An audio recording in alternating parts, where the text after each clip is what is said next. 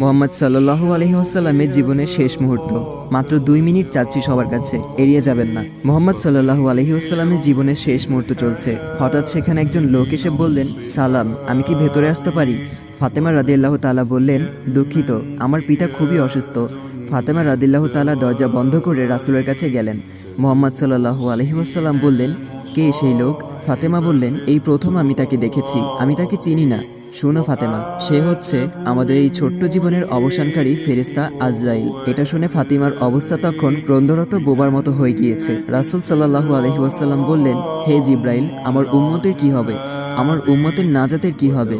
জিব্রাইল আলাইহি ওয়াসাল্লাম বললেন, হে রাসূল, আপনি চিন্তা করবেন না, আল্লাহ ওয়াদা করেছেন আপনার উম্মতের নাজাতের জন্য। মৃত্যুর ফেরেশতা ধীরে ধীরে রাসূলের কাছে এলেন জান কবজ করার জন্য। মালাইকাত মাউত আজরাইল আরো কাছে এসে ধীরে ধীরে রাসূলের জান কবজ করতে থাকলেন। পাশে দাঁড়িয়ে থাকা জিব্রাইলকে রাসূল বললেন ঘোঙ্গানির সাথে, ও জিব্রাইল, এটা কেমন বেদনাদায়ক জান কবজ করা। ফাতেমা রাদিয়াল্লাহু তাআলা তার চোখ বন্ধ করে ফেললেন। আলী রাদিয়াল্লাহু তাআলা তার দিকে উপর হয়ে বসলেন। জিব্রাইল তার মুখটা উল্টো দিকে ফিরিয়ে নিলেন।